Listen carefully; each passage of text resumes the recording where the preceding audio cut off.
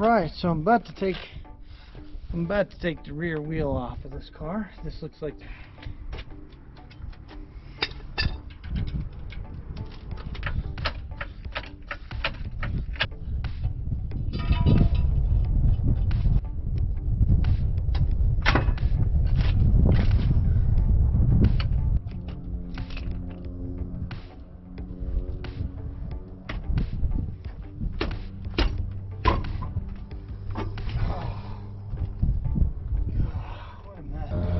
Alright, now that I have the wheel off, let's take a peek at what's going on back here.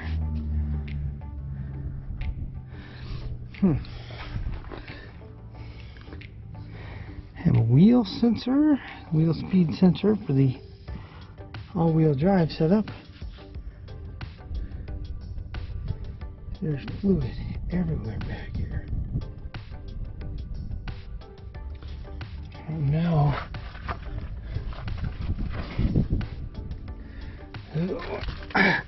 Probably don't want to set that wheel that way because I can just see myself sticking my hand on it or sitting on it and just being nastified. I think I'm going to hook the camera on here to watch it. Get in there and see what's going on with this whole thing. Okay, so I'm gonna go push on the brakes. I think what I'm gonna do is I'm gonna activate the hand brake because that's where they said it was leaking from. And then, but see, I don't get why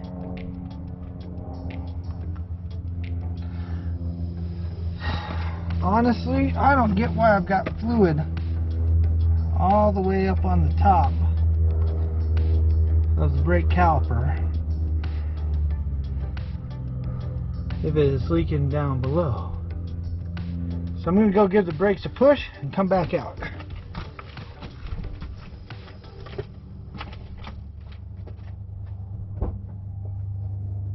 Emergency brake.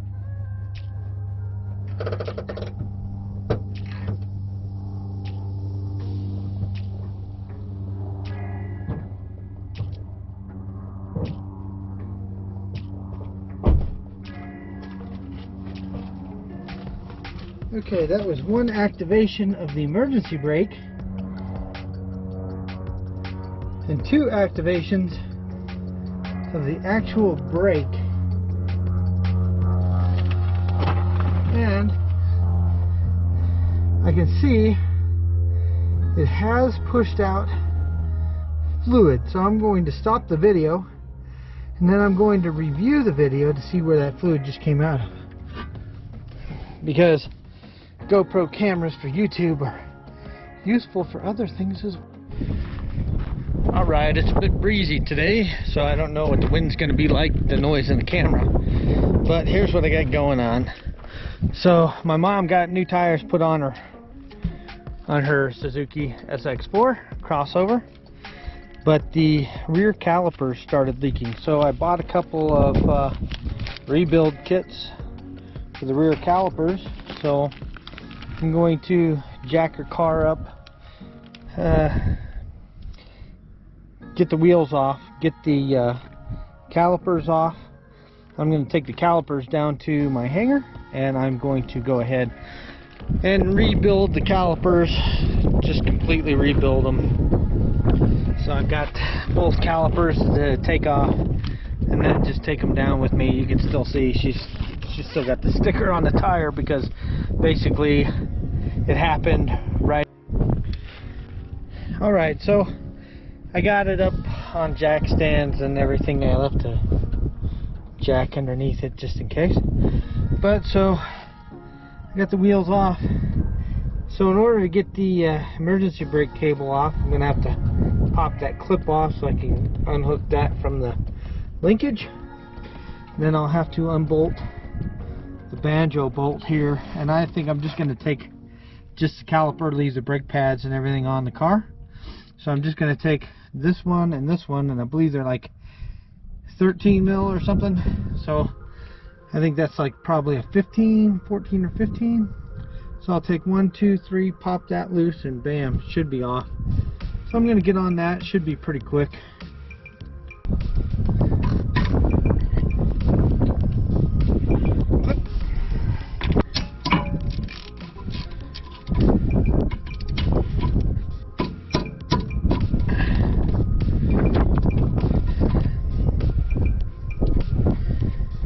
I think they wanted like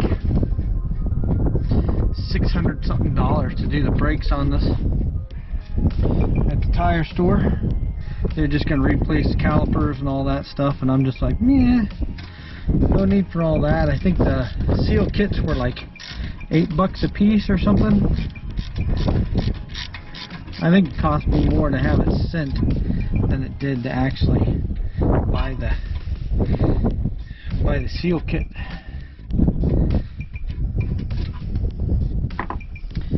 So let me see if I can get in here. Oh, these are rear calipers. I can't compress them like that. They got to be screwed in. I forgot. So we'll just still got good brakes, fairly decent pads.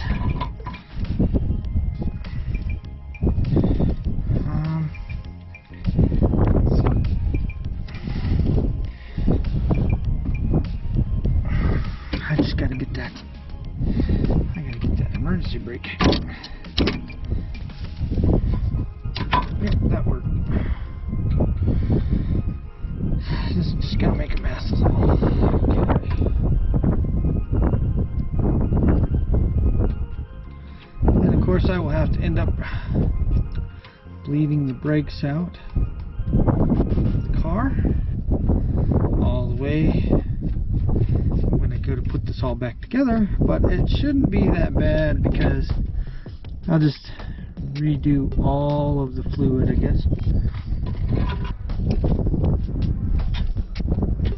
There we go.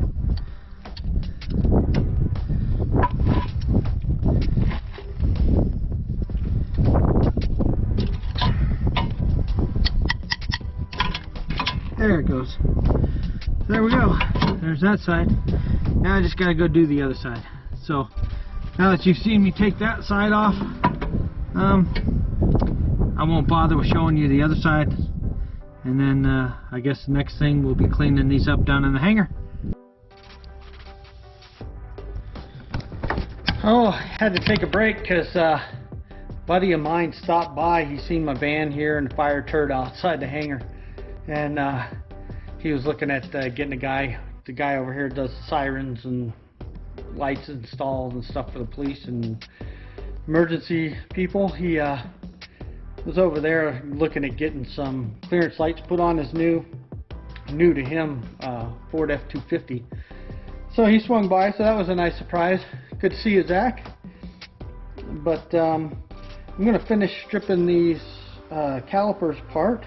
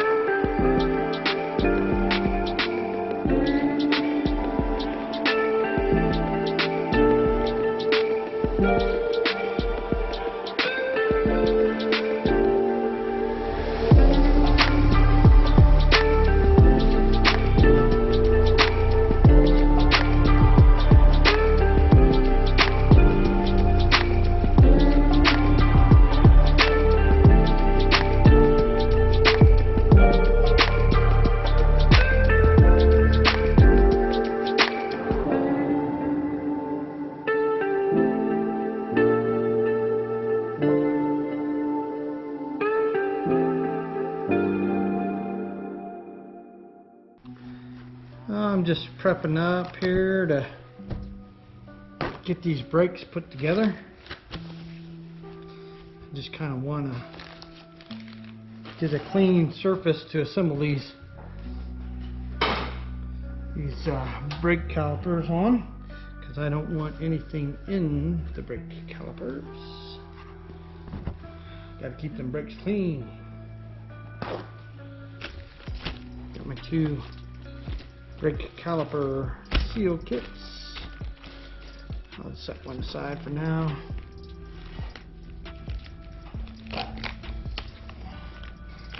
Alright. That is one package. So there's 1 and 2, and then this is the O-ring that goes onto that thingy, and that's the part that goes on the back of that one, and that one goes into that one. Those are all of my seals for 1. So I think what I will do, I'll move this bag and I will grab the brake calipers.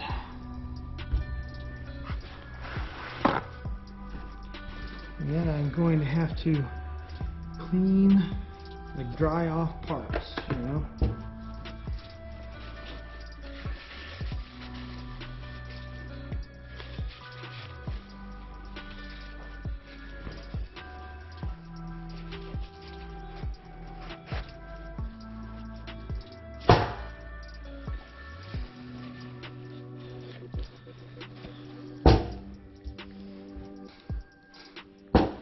Okay, let's get the other piston.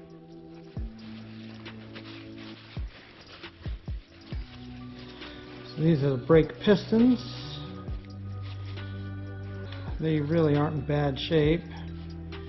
We don't get a whole lot of rust here in Colorado like a lot of places, especially if you keep your car cleaned after the winter storms. You get all that yuck they put on the roads off.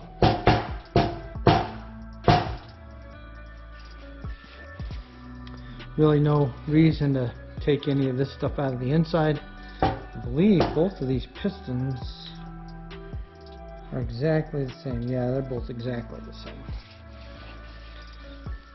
So I may fire up my, what I need to do, I guess, is go get a can of like brake parts cleaner so I can hose it out with brake parts cleaner, and so that I know I don't have any contaminants inside the brakes. But I'm going to clean off these parts as best I can before doing that, I think.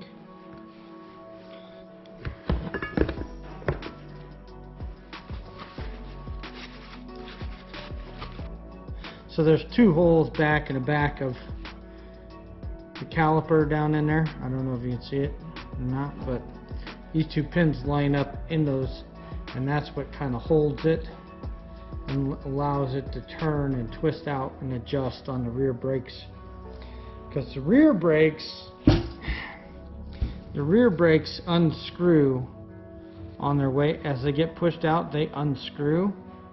That way they don't retract all the way back in. That's why those 2 pins are in there to do that. I should get some brake parts cleaner. That'd make life easier, I think. Kind of hope I remember how to put these together.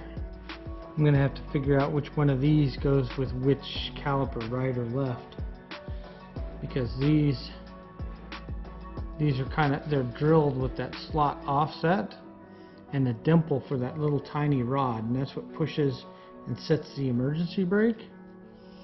So they're offset of center, so they actually, when your cables pull on the brakes at the same time towards the front of the car. When they do that, you know, turns one of these one way and one the other way. So I got to make sure that that cammed area is on the right direction for the pull for the right caliper. If I was smart, I would have kept both calipers separated, but I didn't do that. But that's okay, I'll figure it out. I'll get it figured out. If not, I'll go to YouTube and look it up. See, if you look at these two, they're just exactly like opposite each other. One goes to one side, one goes to the other. Oh, that one says right, and that one says left. Nope. Those don't say whether they're right or left. My mom needs your car, and paying a shop $600 to do this is just ridiculous in my opinion. In fact, they wouldn't do this, they'd just replace the entire caliper, it would have been done. But you know, you either got the time and no money, or you got the money and no time. And right now I don't have the money, but I do have the time. So I will go ahead and do this for my mom. There's a little bearing, there's a little spring, there's a little something. Okay. I really don't like doing brakes very much, but I think it's mostly because I never look forward to bleeding the brakes. I mean, other than that, it's not that big of a deal. But even bleeding brakes, I suppose, isn't really that big of a deal. Like a one-man bleeder setup or whatever. That's a cute little push rod. A little bit shorter than an LS push rod.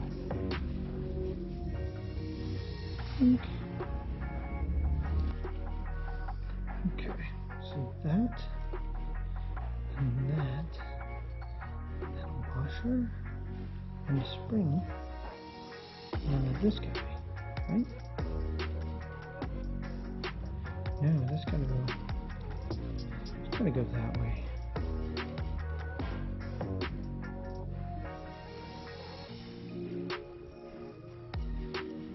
Yeah, it's gotta go like that.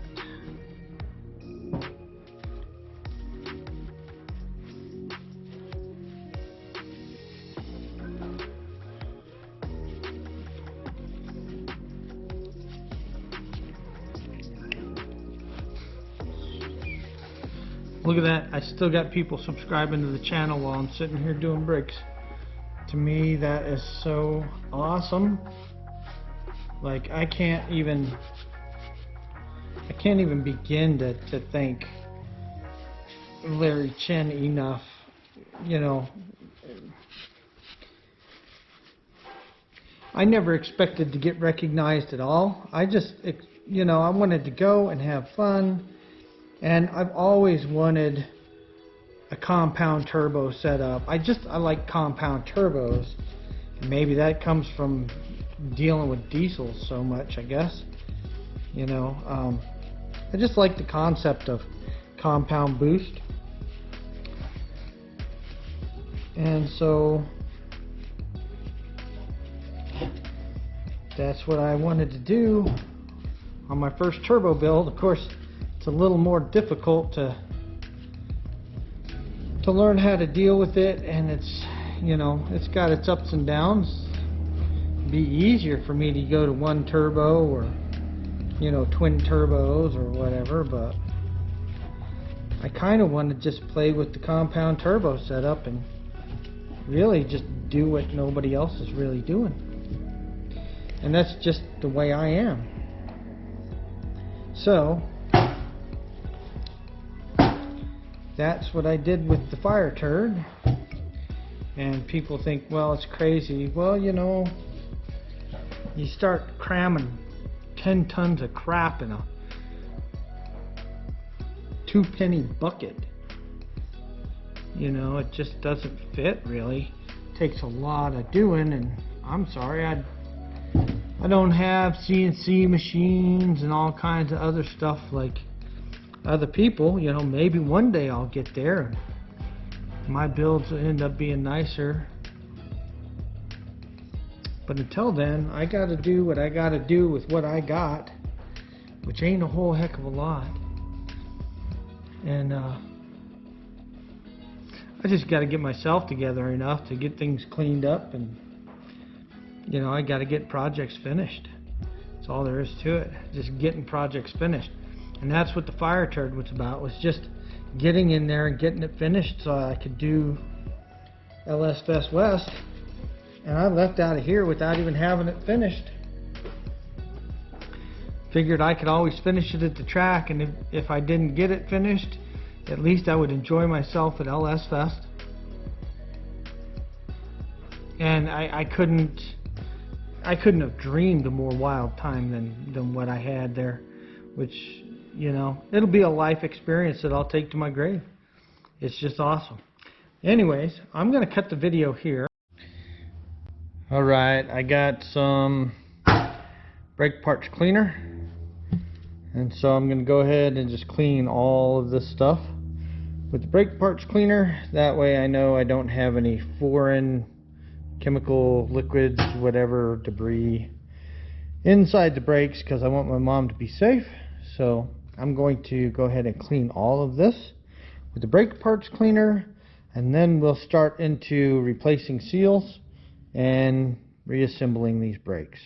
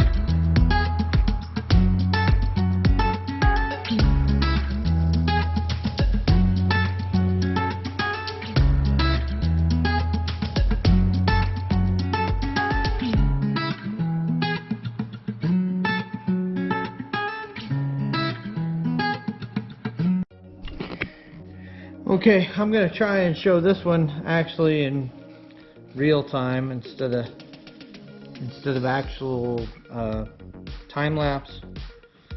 So this is for my mom's 2013 Suzuki SX4. So I just have a centric parts caliper kit, and I guess it's 20201123 or something. Anyways, that's the package. And actually, from that last one that I did on time lapse, it's kind of a pain in the butt. Of course, this really is the first time I've rebuilt a rear disc brake caliper. So anyhow, these go back in together reverse of what they went, or what they came apart as. So this little piston cup thing goes inside of the caliper. I don't know if you can see in there, but down in the bottom of this caliper there's two little holes. These pegs sit in the hole so that this part can't turn, but it can push that's for like the emergency brake section or the parking brake section. So then this little O-ring here goes on to this guy here. Now I never put an O-ring together dry, so I'm taking some DOT3 fluid, and I'm just kind of lubricating the O-ring here, and then that way it won't go in dry, but I know it's not going to interfere with anything inside of the caliper.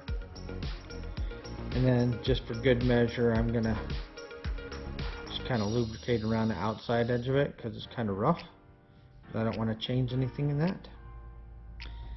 So that piece is ready to go. Then this piece is the seal that goes around the actuator shaft thing for the parking brake. Now this is on an offset, and if you look into the base in there, there's a slot in there where the little push rod thing goes, and it's on an angle. So it's like bigger oval one side than the other, and that is going to coincide with how that pushes up. So the short side should be up here and the long side over here for the actuation of the little push rod. So that's how I figured out which one is which.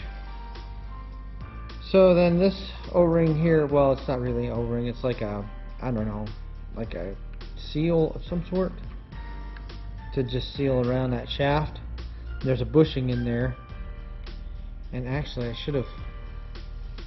should lubricate that little bushing first with some brake fluid, just because, good measure, and then put the seal in, and then I want to lubricate that seal a little bit with brake fluid, and then I'm going to lubricate this with brake fluid,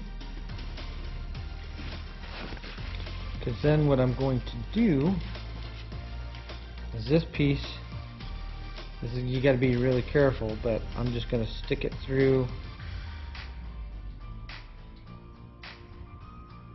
I gotta get it to go through that seal. Now I don't want to cut the seal with the way that this is all cut here, so I'm just going to be really careful, kind of give it a little twist and stuff as it goes in.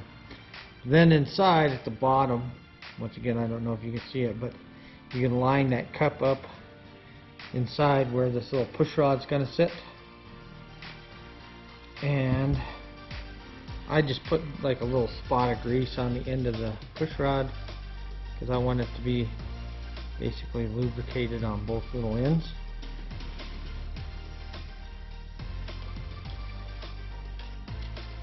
So then this lubricated in here, I'll just drop in here.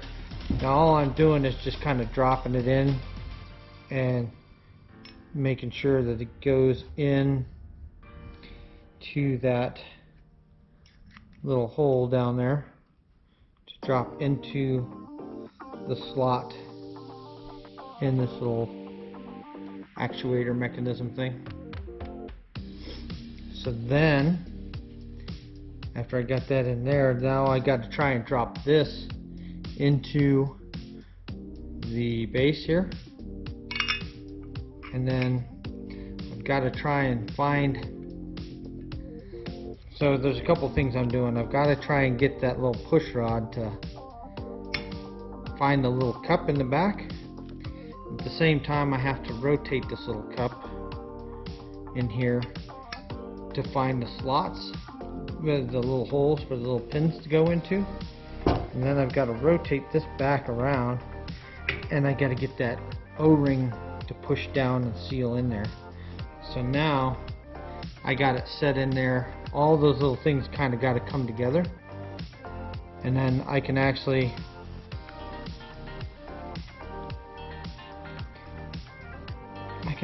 try and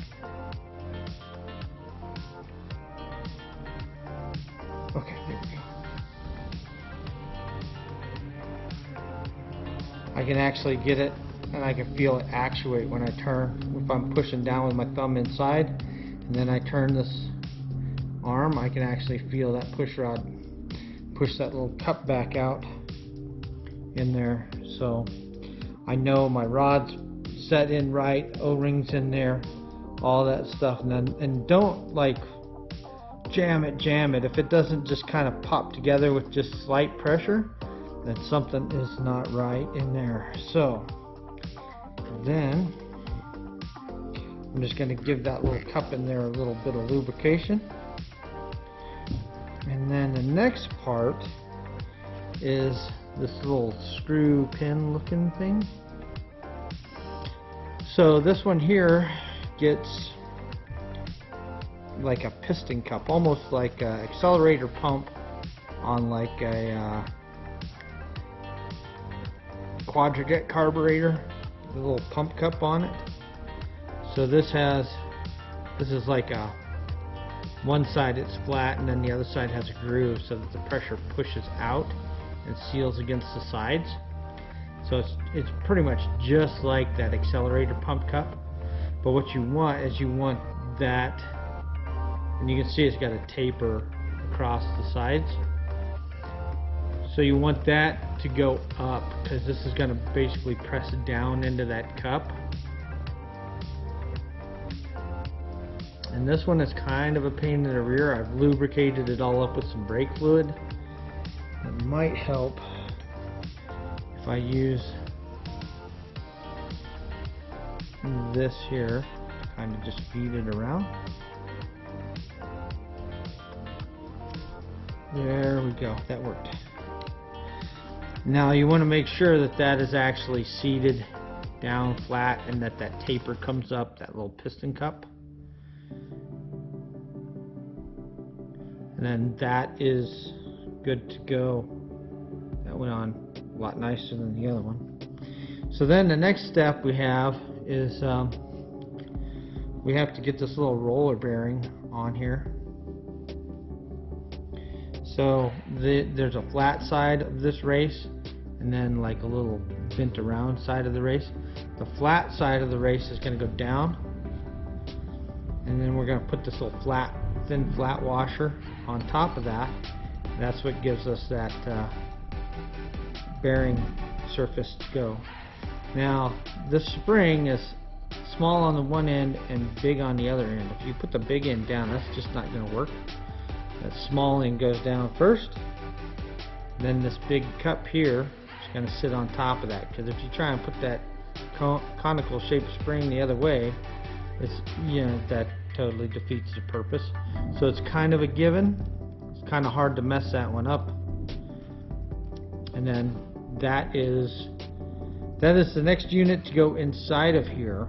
And then once this is inside, then this snap ring is going to go in. And I find you can actually just press it back in. It was a real pain in the butt to get out because I don't have the snap ring pliers. But going in is quite a bit easier. So this is the next step in here. So then we just stick this down inside of here, and then that, be careful with that little piston cup thing, you don't want to skin it or whatever, but just gently work it into the middle of that cup that we just put in earlier, and then it just sits in there like that. So then the next step is we've got to put this clip in there, and it's going to press down on the spring before it actually engages the little clips in the wall, or the groove in the wall of the wheel down in there.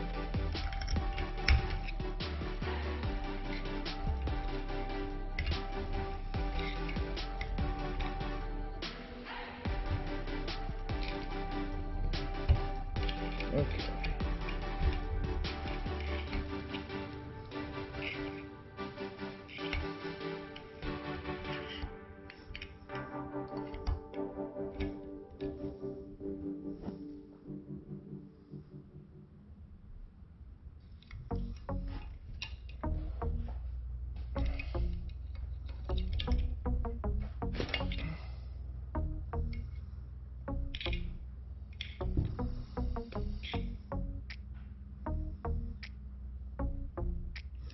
Alright, so then you just make sure that that thing is fully seated down in there.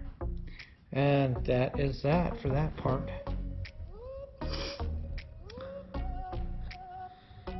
Now, I actually can put this on this guy if I want to.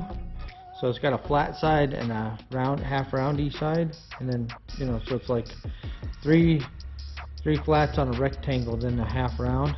And that goes right onto that. There's only one way to do it, but I've got to turn it back this way in order to get it to fit around the post on the housing, because that spring-loaded tension in there is actually now on there. See how that spring tension inside is on that? So then I need this lock washer, and then this nut. And this nut is a 17 millimeter.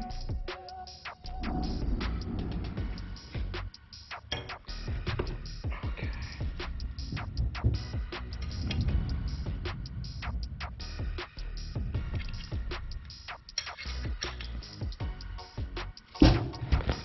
And we will just tighten that. Okay. Alright. Then the next one we have is this like square cut O-ring. So this square cut O-ring, I'm going to lubricate that one up. This is our seal for our piston in the caliper. So we don't want to chew up any of that seal. And it goes in this big wide flat groove up here in the top. So we got to get it in there square. You don't want it twisted.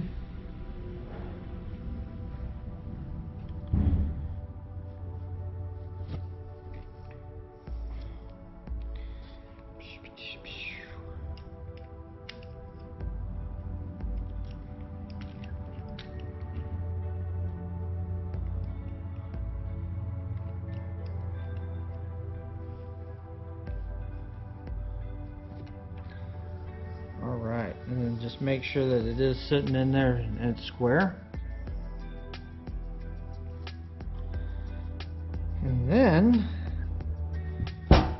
it's the part that fought me on the, well, I suppose now that this is tight I can put the spring on here. So the spring goes to this peg, and then I was just holding it down on that peg, and then using this little screwdriver, Torx screwdriver, to just pop it over.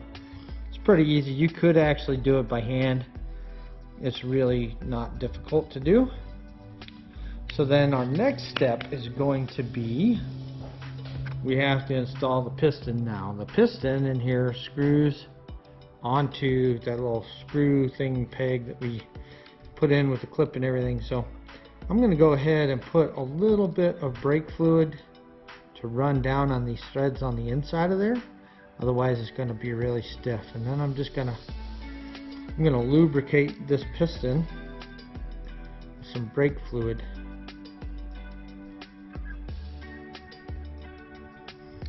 Then I'm going to lubricate the snot out of this boot. Now this is the dust boot that goes around the piston, and it's kind of a real pain in the butt. So I'm just going to make sure it's like slathered with brake fluid so that it doesn't get caught in anything, so I don't tear it, because the last thing I want to do is tear this dust boot. Because then if you get dust all up in your seal, then your brake caliper starts to leak, and then you're doing all this all over again. So the difficult part of this is getting this little lip into that groove to hold it in the caliper. And I mean, you can see how much smaller it is than the actual piston.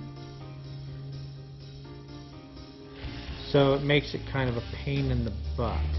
So that's why I've lubed it up with brake fluid as much as I have.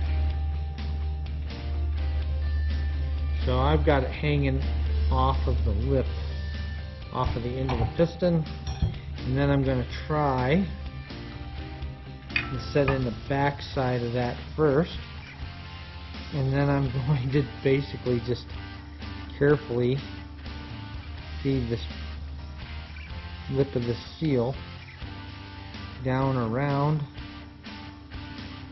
to get it to seat into that groove underneath, which is a pain and a half. But I think I might have just gotten that. Maybe not. And then it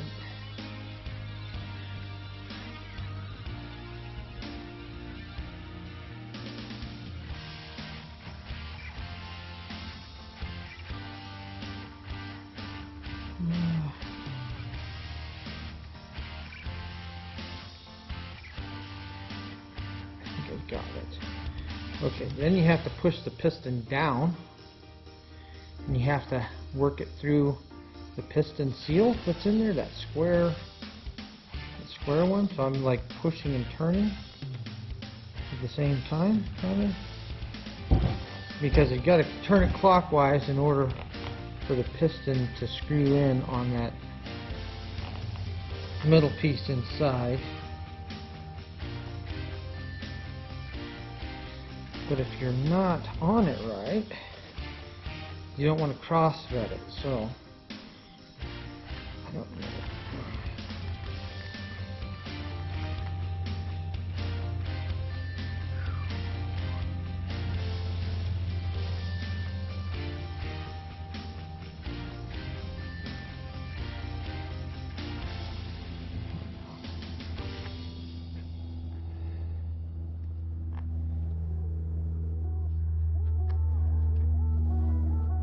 Okay, I think I got it threaded now.